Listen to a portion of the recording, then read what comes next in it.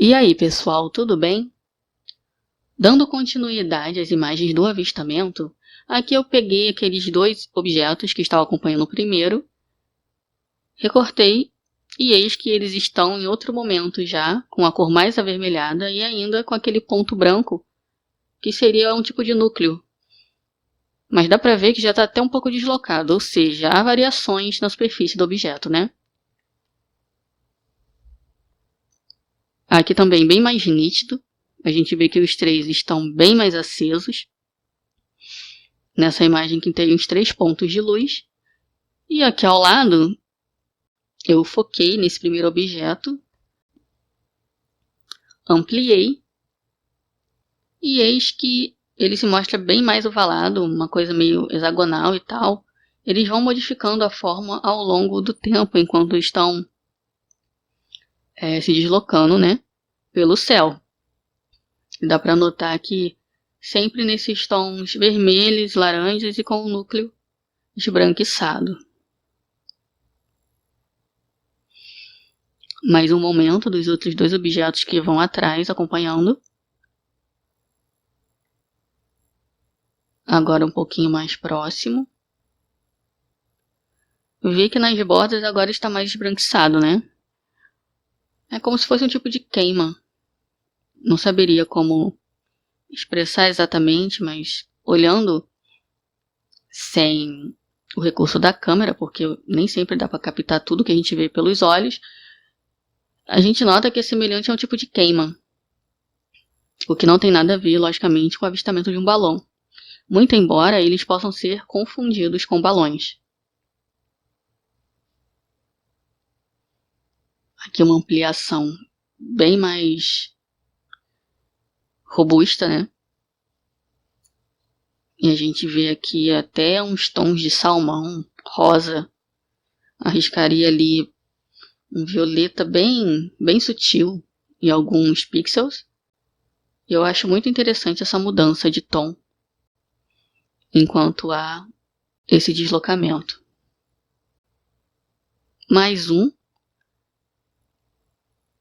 Aqui ao lado já é outro momento, como vocês podem notar, e é ainda o primeiro objeto. Já mudou de forma, já está mais arredondado, né?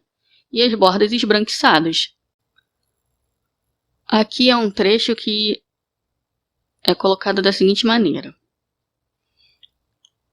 Eles explicam no artigo. Baixamos nosso comprimento de onda vibratória e nos manifestamos. Elevamos de novo e desaparecemos novamente. Nós deslizamos sobre as faixas de onda e correntes etéricas do espaço como um navio de velas enfunadas sobre as correntes oceânicas. Foi inevitável pensar na capacidade de observação que nós temos em nossos olhos, porque existe um limite de espectro visível que nós alcançamos quando enxergamos as coisas. E aqui, quando falamos sobre cores, é dessa forma que funciona. Então a gente consegue enxergar a faixa ali do vermelho até o violeta, porque tudo funciona de acordo ali com a reflexão das luzes. Como eu coloquei nessa imagem abaixo, cores são a reflexão da luz em ondas de diversas frequências. Então o que a gente enxerga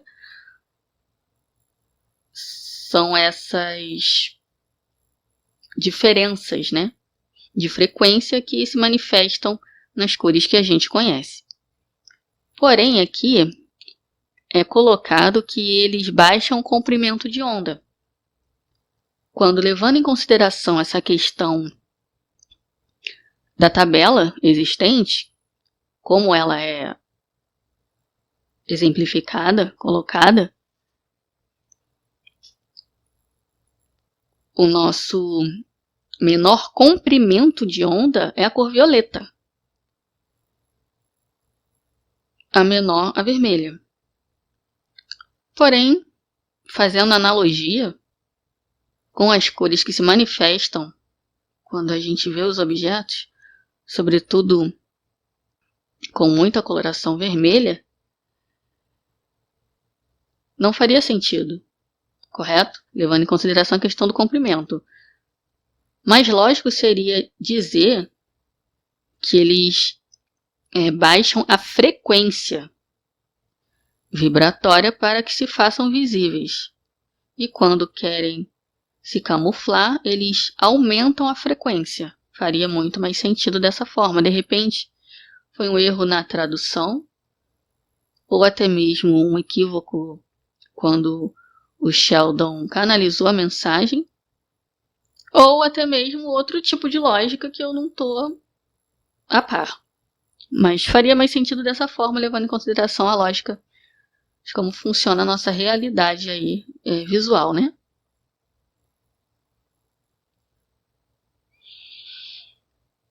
Essas duas imagens, cada uma retirada de um local, essa que seria a concepção artística do interior de uma nave-mãe da Federação, tendo como fundo a Terra, foi retirada do artigo, esse que estou apresentando aqui em partes, né? Uma mescla das 3 partes. E ao lado, outra concepção, também tendo como fundo a Terra. Eu não achei a fonte de quem foi responsável por reproduzir essas imagens, mas é nítido que guardam semelhança, principalmente por esse pilar central existente. E nota-se todo um aparato, tanto internamente quanto externamente. E o formato em elipse, né? Aqui uma terceira imagem, também da internet, que eu não achei quem foi responsável por reproduzir. Mas ainda com a mesma lógica de apresentação. Ao lado eu coloquei uma imagem do próprio artigo que ilustra como seria particionada uma nave da Federação em seus diferentes níveis de compartimento, né? Do 1 ali ao 12, se eu não me engano. Ainda guardando clara semelhança com essas imagens que, até onde eu sei, não tem relação alguma, são aleatórias. E mesmo que guardem relação, ainda se torna curioso toda essa reprodução de um mesmo formato.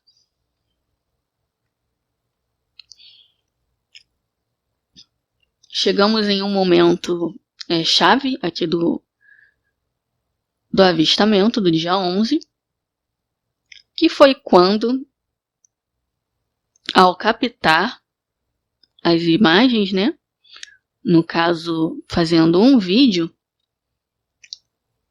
eu não recordo bem se foi no próprio dia ou se foi posteriormente, porque muita coisa eu passava para o computador, mas não chegava a destrinchar ou investigar o que poderia estar acontecendo.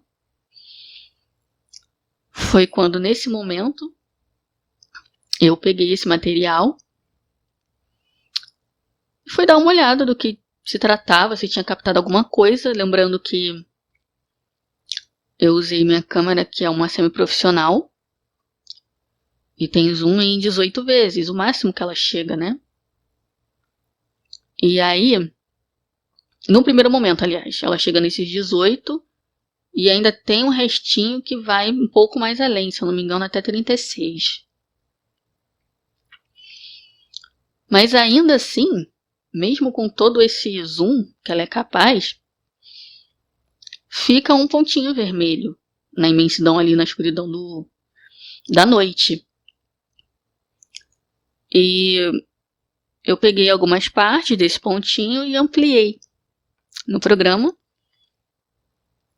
Aqui, essas 3 partes, dos 3 momentos, né, tanto do início da manifestação ao final, digamos mais ou menos ali quase no final, é sem tratamento.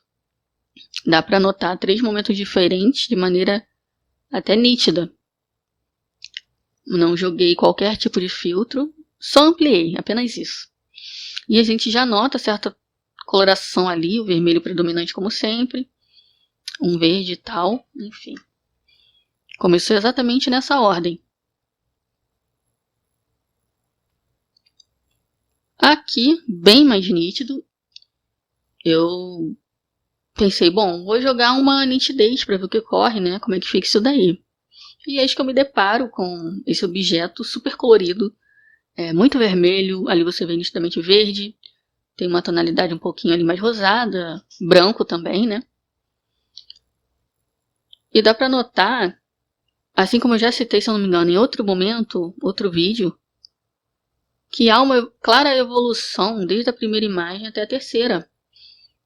É como se de fato estivesse se manifestando, se materializando na frente da câmera, né? E aí dá para notar toda essa metamorfose, essa transformação, até virar algo que tem ali aquela parte mais pontiaguda, né, para cima.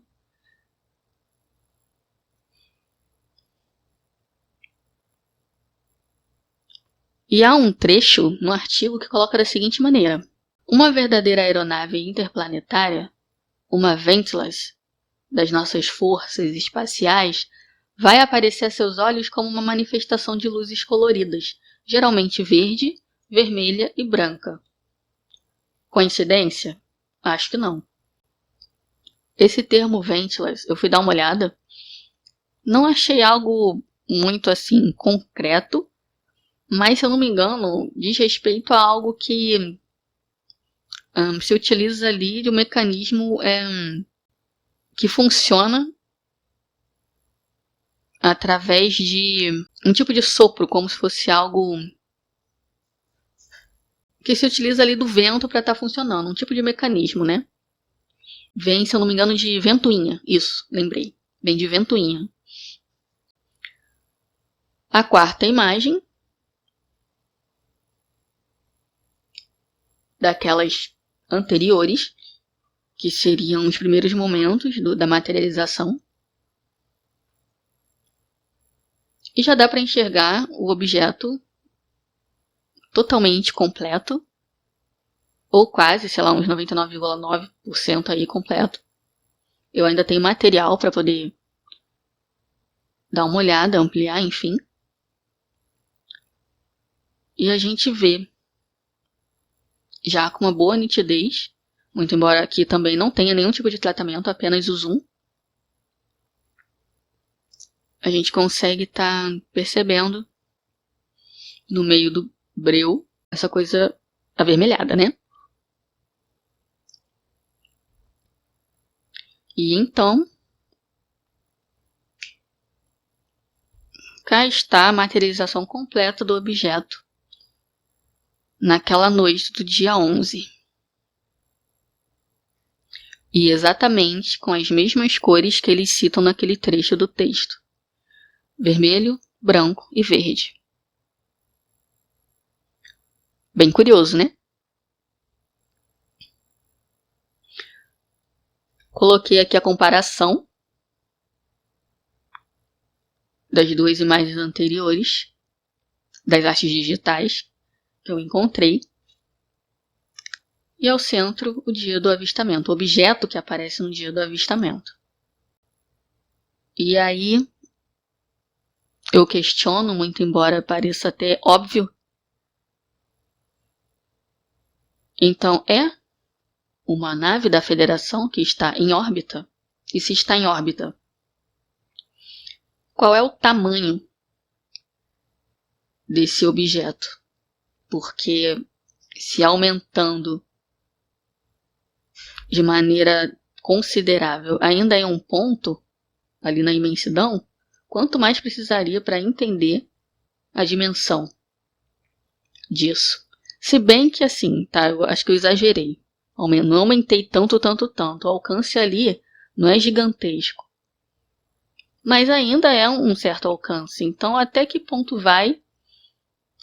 aliás, até que ponto uma lente realmente potente teria que ir para poder captar a dimensão dessa nave, né, desse objeto. E Ashtar acrescenta: as nossas naves estelares ou nossas Merkabas não são limitados pelo tempo ou espaço tridimensional. Nós podemos aparecer tão pequenos como uma centelha de luz ou tão grandes quanto o estado da Califórnia, ou mesmo maior, uma estrela, nuvem lenticular, globo, bolhas, pilar de fogo, pilar de luz, como o Sol ou a Lua, um zigue-zague de luz, triângulo, crescente ou estrela tetaédrica, um píris ou forma de sino. Merkabah seria ali um termo que também está associado a essa parte esotérica aí. Inclusive, Merkabah é conhecido como o veículo ali do espírito. Basicamente, todos nós teríamos esse veículo próprio, e ele tem todo um tipo de mecanismo que funciona, que gira em torno do próprio eixo. Enfim, há toda uma lógica envolvendo essa questão da Merkabah. Mas saiba que ela pode se deslocar, enfim, a pessoa pode aprender a como conduzir, né, essa Merkabah pessoal aí para estar se projetando. É todo um universo aí que se revela. Diante de tantas manifestações, não só dessa experiência que eu tive, mas de outros causos aí que contam, Ashtar coloca que não existe de fato limite para como eles podem se manifestar. E aí, aqui termina as partes que eu considerei mais pertinentes relacionando com este avistamento do dia 11/3 de 2018. Eu vou parar por aqui. Agradeço quem chegou a esse ponto do vídeo e nos vemos em uma próxima oportunidade. Um abraço, bons pensamentos e tchau, tchau, gente!